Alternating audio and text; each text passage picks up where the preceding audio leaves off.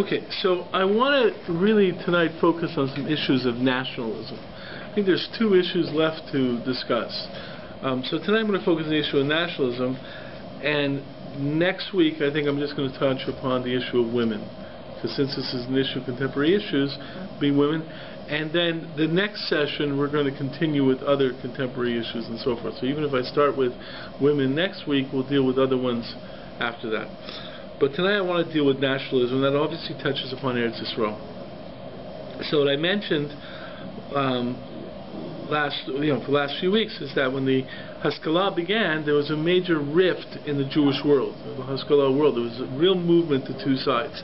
There was development of focus on religion, which is Reform Judaism side. And it's interesting because it created a different religion. I mean, it wasn't a focus on Torah. It was the fact that if we see Jewishness as a religion, they developed a religion out of the way they developed the religion, and basically got rid of any reference to nationalism. They specifically said we have no desire to return to Zion and stuff like that. That happened within early Reform Judaism.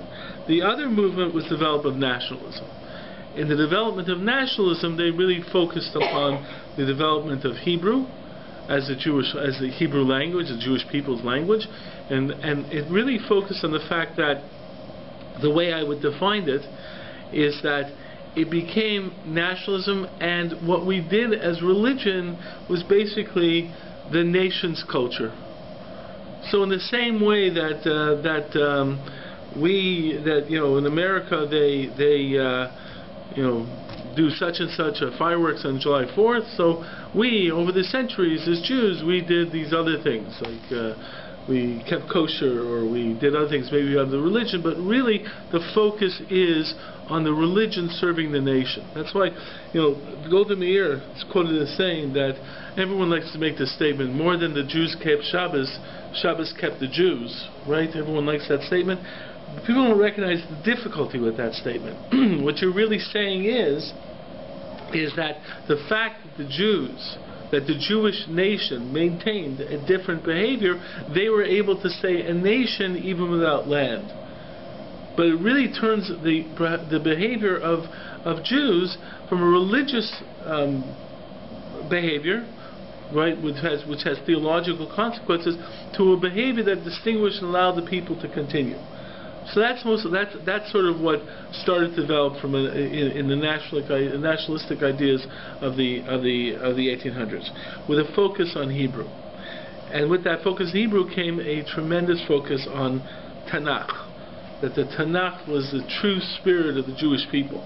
So there was a return to the land. That's why in many ways the return to land by Chilusim was a return to the land, because the land was very significant in Tanakh. We were an agricultural nation and so forth. There was a development of strength. One of the things that occurred is the fact that these individuals were very much, like we talked about this, they were very in certain ways anti-religious. You think in terms of Shomer Tzir and stuff like that, where they basically didn't want anything to do with religion, became very anti-religious. What it really reflected was a belief that the Talmud was a Jewishness of the diaspora. So they felt that the Talmud reflected the diaspora thinking of the Jews, a diaspora mindset, which was a mindset that said, don't fight back, take it, and therefore there was a very strong feeling against that thought process that said, be passive, take it. Okay, and they had a tremendous amount of anger towards this idea that you have to wait for Mashiach. There was a very strong feeling of anti-messianism, because they felt that Klal Yisrael waiting around for the Mashiach basically didn't do anything to help themselves.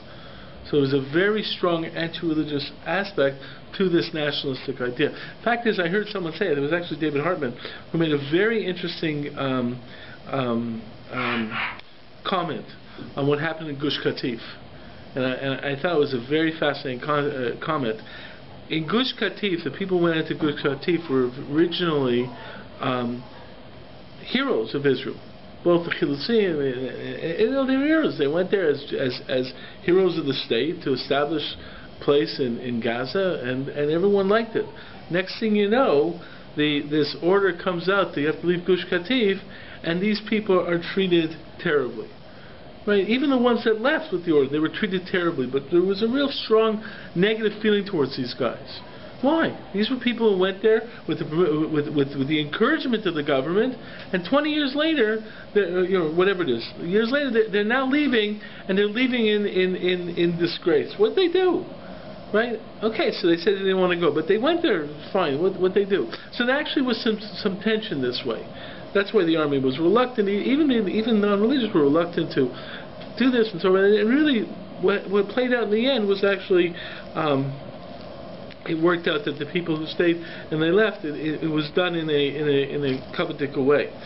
But the fact is there was a very strong negative feeling towards them, especially those who didn't want to leave.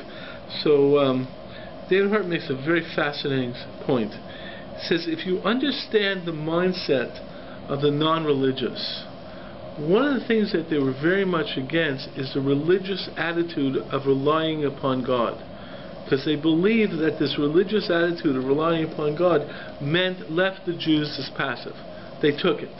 We can't do anything, we've got to wait for Mashiach, we're going to take it, right? We're not going to fight back. So that was a very, very strong feeling that this was the religious mentality, and therefore they had a very strong negative feeling towards it from the non-religious. When you started having people becoming the Datiim, become Dati Leumi and so forth, they were accepted by the Chilutzim, because they said, okay, this is religious, but this isn't a religious that was like the other religious people saying they're going to wait for God, but this was a religious that said, no, we have to live, but derech hateva, we have to fight, we have to take over. So therefore, there was an acceptance of the Dati Leumi as reflecting this attitude. The fact that they're religious, because they hate to be religious, it wasn't against religion, it was the fact that they were against this passivity. But here you have a group of religious that were active and involved in life and so forth, that call kavod. So you want to be religious, fine. Okay? But the point is that you're with us. You're fighting, you're involved, you're involved. So therefore there was a more positive feeling to that religious group. Still had sort of a negative feeling to the religious group that says basically we're waiting for God and so forth. When the individuals in Gush Katif started to say, no, we're not going to leave, even though you're saying that derech hateva, it's best for us to leave, we're going to rely upon God. And you started hearing Rabbanim saying, and these are Rabbanim who were involved in the nationalistic thinking, saying, no, we're waiting for God. Don't worry, we're not going to be kicked out. Right? Don't worry, God won't let them kick it out. We'll be able to take care of it. And you had people basically ignoring the orders, leaving, and so forth and so forth. It wasn't just the fact that they were saying, they looked at it and said, what's with these guys? These are the guys who we felt were our chevra, who are now going back to that viewpoint that you don't do anything and wait for God. They're sitting there saying, what do you mean wait for God? We've got to get out of here. There's a reason for us to get out. No, we're going to wait for God. We're not going to be taken out. So that really angered the old-time chilutzim. There was an attitude that basically in the secular mentality. Now, I'm not too sure how much it permeates the secular mentality today, because the people in the secularists aren't as adamant in their consciousness. But there was this attitude that here were people who basically we thought were on side with us, who are now going back to that attitude that was what they were really much against. But that's really why the secularists were very strongly anti-religious.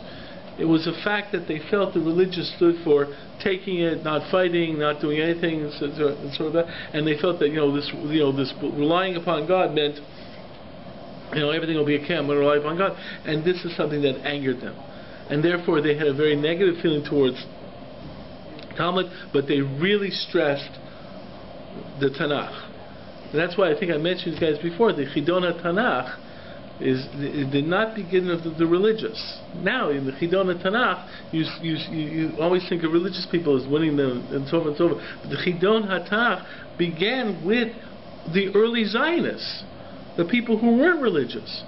David Ben Gurion was a remarkable scholar of Bible scholar, right? It was well known that these guys really knew Tanakh, because that was their understanding of the Jewish spirit. So they felt it was important for Jews to know the Tanakh. Pardon? They really selected. No, they knew the Tanakh. They didn't follow it. They didn't follow it. But it's interesting. I'm just throwing this to the aside. Nietzsche is noted as there's different attitudes about Nietzsche. When you say that term, you think of anti-Semitism and so forth, because the Nazi Machshamam said they're built upon Nietzsche, but people are now saying that Nietzsche really wasn't an anti-Semite. The problem was his works were doctored by his sister, who became his trustee and his executor and so forth and so forth, and she was really an anti-Semite. She actually died in the 30s in a state funeral in Germany. She was like a big fan. Hitler was a big fan of hers and so forth. But she really doctored up Nietzsche's works to make him look like to be an anti-Semite. But the truth is, he wasn't really that much against the Jews. He was very much against Christianity, because he felt Christianity was basically saying, don't do anything, you can't do anything for yourself. And if you look at certain aspects of Christian thought, it's like you can't help yourself and so forth and so forth. But he felt the Jews were strong people and stood for being active and so forth and so forth. So he didn't have that negative feeling towards Judaism like people think he did. He actually thought it was worthwhile. In fact, I hear a story. There's a chassid somewhere in Eretz Yisrael who's a real bucky in Nietzsche and gives classes and shirim on classes and connects to the shirim and so forth and so forth because he what? He's not really, he's not. But the truth is, the Tanakh actually is a book of strength, of standing for something and so forth and so forth. It's and that's really what they saw in it. Now the truth is, I don't think the Gemara was so much against that either. There's a lot of statements in the Gemara that's about that same idea also. But the fact is that was it. So they really believed in the Tanakh. Therefore, the Chidon Tanakh began as a Zionistic endeavor. It wasn't because of religious endeavor, and that's really something that happened a couple of years ago. There was a girl who was a finalist in the Chidon Tanakh in Eretz Yisrael, from the Eretz Yisrael side, who was a Messianic Jew, Jews for Jesus. And there was a whole big issue, because she really knew her Tanakh, and there's a whole big issue. How could she be one of the finalists? There was a whole controversy of whether they were going to have the finals of the Chidon Tanakh or not that year. And I believe the chief rabbi and people were saying, no, we can't have a finalist here. Chas v'shalom, she should win. But the ministry who was in charge of the Chidon, which wasn't a religious ministry, they said, no, she's a Jew. So of course she could do it, because in that thinking, that ministry, it was really just Tanakh. Didn't matter what her beliefs were. So they were adamant. In Israel was just for Jews. The Arabs can't participate. I think it was just for. I think it was just for Jews. Pardon? People who go to school. Yeah, but I don't think Arabs learn the Tanakh as well. I'm saying, but okay. People who go, yeah, but it wasn't. But I think that one was Jew. I mean, I think the way I read the story was when they win the Chidon, they don't announce what the religious background. No, they don't. But the point is to represent. The idea of the Chidon was to represent the spirit of the Jewish people. It wasn't the Tanakh wasn't looked at as a theological work. It was looked at as the expression of the culture of the Jewish people. So it was a very different perspective. Okay. So you have to. As far as the land goes, pardon? The settling of the land. Yeah. It wasn't entirely Tanakh motivated or inspired. There was a lot of it was Marxism. There was a connection with socialism from this group as well. I mean, the socialism was very much spread throughout European Jewry. It was a very strong. You had the Bund, which was the Shomisir was the nationalistic side. Then you had in Eretz Yisrael, you had in Europe the Bund, which was a strong socialist group, which really stressed Yiddish and things of that nature, but we did not promote Eretz Yisrael, did not promote Zionism. But you're right, there was a Marxist attitude to these individuals as well. But it might be, Habahatalia in the sense that it was much more the idea of you've got to work the land and be involved in the land and build up the land and so forth and so forth. So anyways, but that was part of it. But what's occurred is that there was a strong nationalistic feeling that started permeating through 1800s. and that was Zionism and so forth. But it started leading to us being able to look at the Jews as simply a nationalistic grouping. Okay, which would mean that a grouping that did not necessarily mean you had to be a certain type of religious thinker or a certain type of religion and so forth. And Zionism represented this idea very powerfully. And therefore, so what was occurring is that the Jewish spirit in this regard was becoming very nationalistic, and that became an issue in terms of how the religious would relate to this nationalism. Because, and this is different, than I said, this is different between what happened in Germany with Reform Judaism than what happened in Poland, and then also in continuation with this other group. Because Reform Judaism was simply apikursis. There was no common bond with Reform Judaism. I mean, there was at a certain level, Jews, whatever. But the point is that this was a different faith. There's that faith, and this is our faith. You can't relate to the two. There's a chasm between us. And there's no point where we really connect. Okay, I mean, you go down to it. Yeah, we both believe in one God. Well, then you can start saying, well, connect to the Muslims, both believe in one God. I mean, the point is that there was nothing really saying, hey, we overlap somewhere in a powerful way. With the nationalistic group, there was a strong feeling of nationalism. Even with there's a strong feeling of Am Yisrael within the religious groupings as well. So here were people who stood up in terms of Am Yisrael, so they were arguing, but they weren't from, or they were not promoting mitzvahs. But on the other hand, they were promoting Am Yisrael, which is something which was of value to me. And the one who really, I think, the person who really responded to that, or saw that dilemma, was of course Rav Kook. And Rav Kook, the reason he had more of a positive feeling towards the Chilonim was that, in a certain way, yeah, they weren't Shomer Mitzvahs over there, but on the other hand, they were building up Eretz Yisrael. They were doing something which he considered to be of remarkable value. So he had a very hard time with this, in the sense that here are people who are involved in mitzvahs, they're building up Eretz Yisrael, they're motivated to be involved in this significant mitzvah. So on the other hand, they're Eichel Treifas. So how can you understand this? And he really wrestled with this idea, but this was also the idea that made him feel that there was something to be connected to here. They weren't totally breaking down the ideology of Torah. So the fact is some statements from Rav Kook that are very fascinating. The first thing is he's tried to understand through this an understanding of Jewishness. Because here you had people who weren't following mitzvahs, but they obviously had a very strong Jewishness. So how can you understand that? So Rav Kook came up with an idea that really there are two connections to Jewishness, to Torah or whatever. One is Brit Avot and one is Brit Sinai. He said Brit Avot is genetic.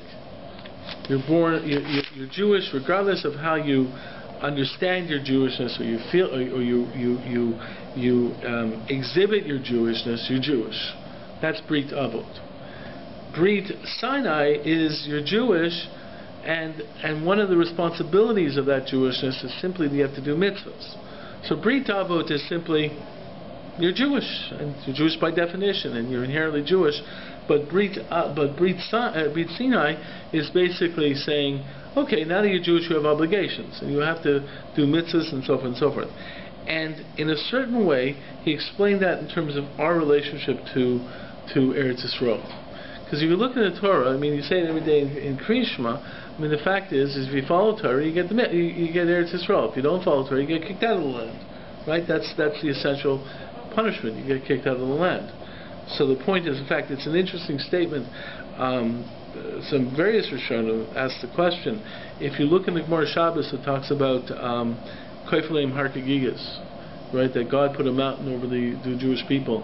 Said if you accept Torah, good. If not, that's the end of the day. And then they say, well, then we accepted Torah under duress. That wasn't a good acceptance. So they say, so yeah, right. But in the time of Achashverosh, they accepted it free will, and now it's binding, and so forth and so forth. So Rishonim asked a very simple question. Great.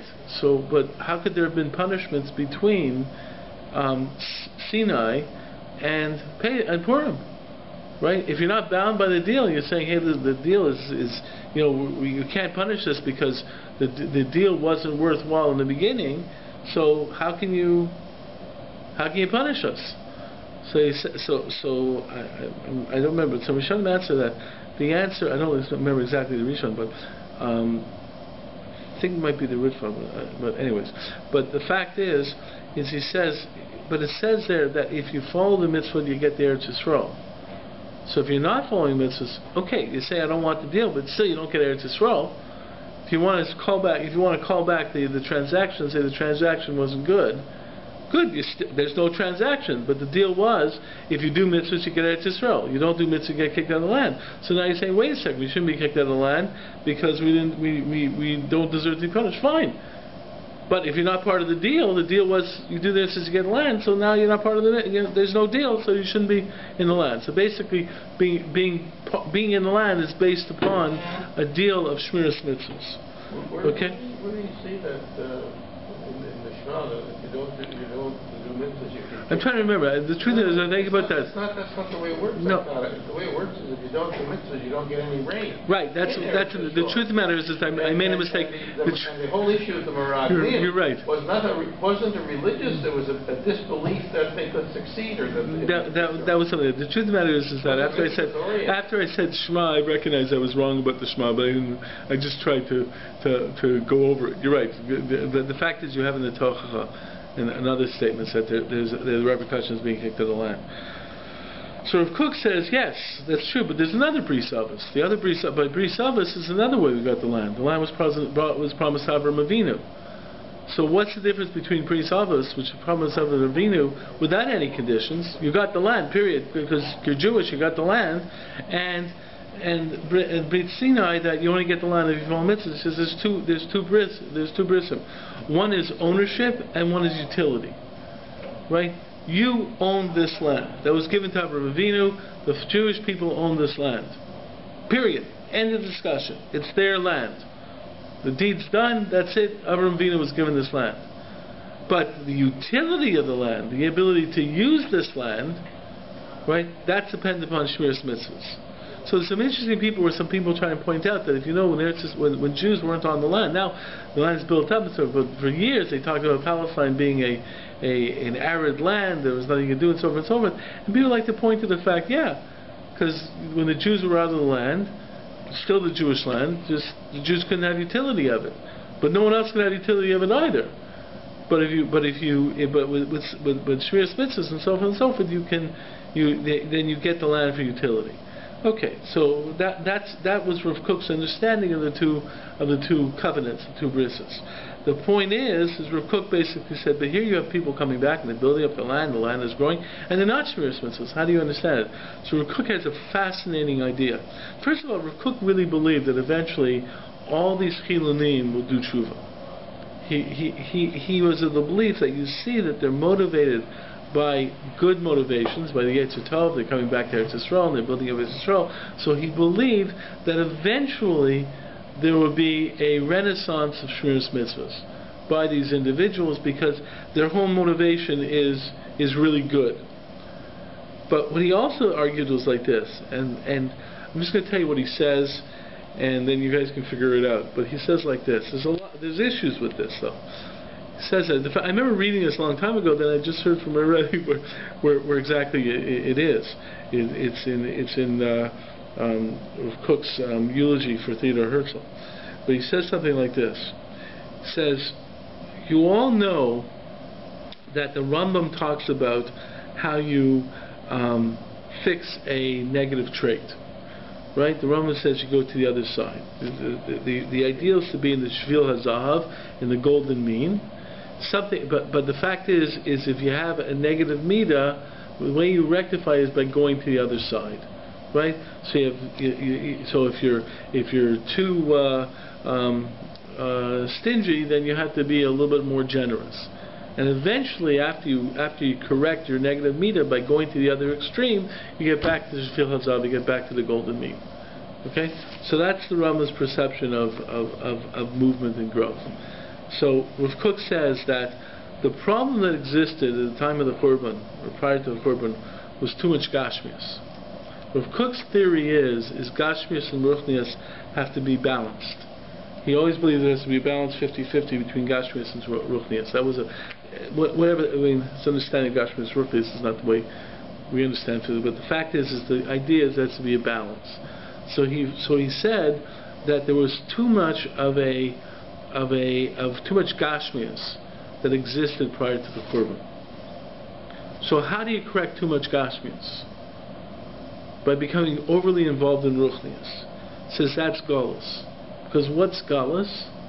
So if you understand Eretz Yisrael as the guf of Am Yisrael, Galus is the ruach of Am Yisrael not having the guf of Am Yisrael. So the fact is, when we're separated from the land, we're basically going overboard in Ruchnias. The exile is an overboard of Ruchnias because we aren't attached to the guf of our nation, which is the land. So why does the land consider the guf? Because it's a physical place where the nation is supposed to have that spirit. The spirit of the nation. It should be a Ruchnias place. It's a holy land. Absolutely, the same way as a human being is a holy individual, because the neshama and the guf join together.